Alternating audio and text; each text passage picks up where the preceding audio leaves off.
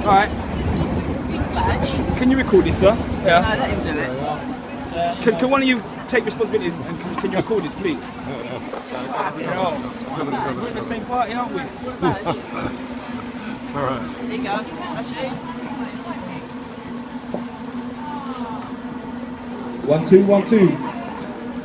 Good afternoon. Can we get a little bit of order and a little bit of attention? Excuse me. Sorry to break up your party. Can we get some order and some attention? I'm just here to provide a little bit of context, to put a serious note for the pleasure folk. There's a meeting taking place with another meeting. I won't start till they stop. So control them. Yo! Wait for you.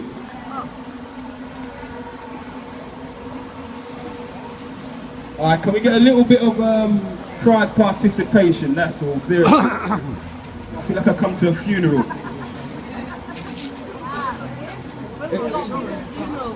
No, it's just people that have been on death row for 3 years, but it's not over till it's over.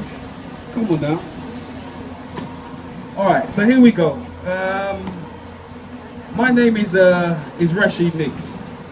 First and foremost, I think we need to give a big round of applause, a big shout to the people who organised today, because it's a very symbolic day. That's the first thing we do. Acknowledge the organisers. With a round of applause, with a clap and a cheer, with a stamping of your feet. For those of you who don't know about this community of Brixton, Brixton is a very, very famous community. Brixton, that I know from my childhood, was a place where people had the opportunity to make a life for themselves. Whether or not you was on the hustle, if you was on the straight.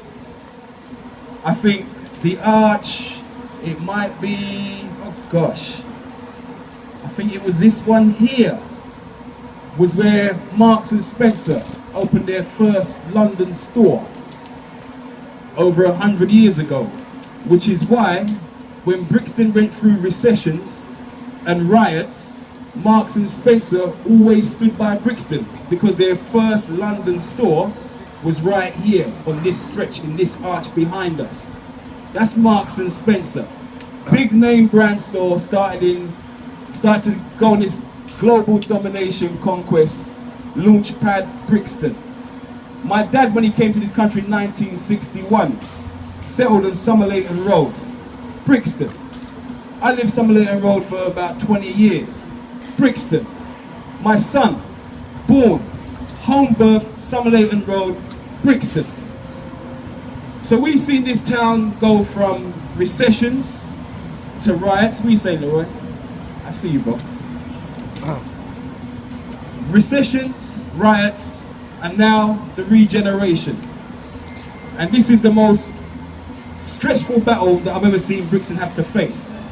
Because the recessions come and go, the riots come and go, but the regeneration just keeps on rolling.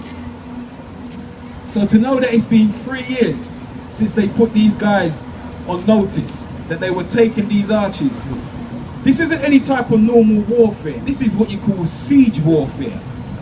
This is when you're in it for the long haul, which is why when the first campaign started 3 years ago, just under 3 years ago, thousands of people came out into the street, reclaim Brixton, and everyone's run up and down. Who remembers even the prospective Labour MP, a lady called Helen Hayes, was on the street the day they had the big Reclaim Brixton demonstration, and she's walking up and down with a clipboard, taking notes and telling all the traders, I'm really touched by what's going on and I'm going to try and help you the best I can. And you thought, right, this is really making a move. And then it came out, I was contacted by a politician, a Conservative politician from Winchester, and he said, do the knowledge on your Labour candidate. I said, why is that? He said, you need to, this is a Conservative talking to a Green, okay? Politics is really strange like that, because you start making connections with people that you ordinarily wouldn't talk to. He said, do your knowledge on this lady. And then it came out that the Labour MP was actually the director of a property consultancy urban planning company. And her company had been given the contract by Lambeth Council to assist on the strategic master plan for Brixton. And one of the things that her company advised was, guess what? Regenerating the arches. That's the Labour MP. So all you Labour voters out there, and I'm looking across and I'm seeing Labour voters in the house, there's a few Greens, big up to the Greens, for keeping it real, for not taking that corporate shilling and having some integrity for the people. For all you Labour voters out there, who can't work out what's going on, you're being duped. You voted for Labour thinking that you was voting for the alternative to Conservatives, while in reality you was voting for the Conservatives in red suits. That's what you got. Do you hear what I'm saying? Your Labour MP was a director of a company called Eliza Morrison. Yo, I said I'm giving you context, don't give me no heckling. Don't give me no heckling. You're in Brixton now. I'm giving you some context. Because it's important that we have context. Just hold the corner. It's important that you have a context. Because in 12 weeks' time, guess what you got in Brixton? Across London, you have local elections. So if your local politicians are driving through policies that are dividing your community and destroying your community, you best know who it is you're voting for. Now, if I'm trying to put some context behind this, the least you should do is give me some respect and hear what I'm saying, rather than try and heckle me. But I realise that the truth hurts on some people. As Einstein said, if you do the same thing continuously and you expect a different result, it's called insanity. And to have some dude with dreadlocks from the Green Party pointing out how crazy you are because you voted for something, you ain't getting no change, it's a bit like that. So here we go. Here we go. 1,095 days ago, these people along here were given their eviction notices by Network Rail, a publicly owned body. The whole scam is that Network Rail are part of the government, bailed out. So you have bailed out government bodies pursuing private policies. In layman's terms, as a friend of mine who's an economist explained, it's what you call corporate fascism. When corporations start dictating government policy, it's called fascism. Fascism is not guys with skinheads wearing big boots marching down your street. That's the notion. In reality, it's when corporations write your policy.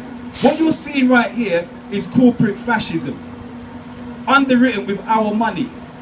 And this, thank you, brother. I'm glad somebody's listening. I'm not getting emotional at the truth. Everyone's listening, mate. No, it's cool, brother, it's cool. 2 years ago, we did a video down here called BDZ, the Brixton Dead Zone. So even though there were businesses along here that weren't tenants of Network Rail, they were suffering because these businesses had been driven out. That meant that the footfall had fallen, and you're on this side, and your takings were down by 75%. So on this side of the street, you've got independent traders who have been there for maybe 30 years, who aren't part of this, but they're suffering. And guess what? They went to the council gave them no help whatsoever. But the same council would give Pop Brixton hundreds of thousands of pounds, and you think, well, hold on a sec, there's two laws operating here. What is it that this little section here represents, that they're so fast to get rid of them, that this section here, they want to keep them? Social cleansing. Social cleansing. Straight up. That's a political decision. So when you start to me, don't talk about politics, you can't talk about social cleansing without talking about the political context which is operating in. The truth hurts, I understand that. And the #1 party for social cleansing in London is Labour. I'm going to stick it to you. It's Labour. 200 social housing estates in London at risk because of Labour councils. Not the Conservatives, not the far right, not the BNP, not the Green Party, Labour. That's why over in North London, the head of Haringey had to stand down, and she was given letters of support from Lambeth. And this is a lady who's trying to transfer billions of pounds of public assets into the private sector. What you're witnessing is the largest transfer. Yes, brother. What you're witnessing is the largest transfer of publicly owned assets into the private sector. So here we are, to finish with some context. 12 weeks to the elections. Who stands for the people of Brixton? Who do the people of Brixton vote for? Do they vote for anyone whatsoever? And now you're talking. Each other, yeah. Say that again, miss, I can't hear you. You're smearing his children around. Very, very classy of you. I like that. I like that. So anyway, I'm gonna continue. One of the main things that has come out of this is that people want to see a public inquiry as to how this whole crazy scenario could happen. As the Green candidate, I absolutely 100% support the inquiry, because there's so many questions that still need to be answered. Like, why Network Rail playing the fool guy? Network Rail have thousands of arches across London. Why are they so concerned with trying to evict these ones here? Who knows? An inquiry would shed light upon that. Why was the local MP's company given the contract to come up with a regeneration proposal? Now that's a bit of a deep one. We need to know about this stuff. And the final one, which will really pee you guys off. There was the Human Rights Commission, 2016, wrote that inequality and racism in London, in the UK, is growing at an alarming rate, post-Brexit. The people who own these businesses along here, primarily, this is the black, the BME, the ethnic minority business sector along here. And these are the people that are being driven out of business. These aren't benefit scroungers. These aren't people who come here for free medical attention. These are real capitalists who work, who pay rent, who pay their taxes, who provide goods and services to the local community. And if they're being driven out to make way for corporations, that's how corporate fascism works. And it's being driven through on a red bus called the Labour Party. So in 12 weeks' time, understand what it is you're voting for. Rashid Nix, I'm out of here. I said my piece. Too late, it's cool. Cool. Make some noise for Rashid, please, family, because he made some very valid points there, I personally feel. Alright, cool, let's keep the energy going. We're going to wrap up very shortly. I'm going to say, Lambeth Council, save some face, stop this project, and I would love you beautiful people to say, keep us safe. Here we go. Lambeth Council, save some face, stop this project. Lambeth Council, save some face, stop this project. One more time, nice and loud to the whole of Brixton here. Lambeth Council, Network Rail, save some face, stop this project. Cool. I'm now going to welcome Melissa from the Stop HDV campaign. Please make some noise for Melissa. Hi. As you said, I'm Melissa and I'm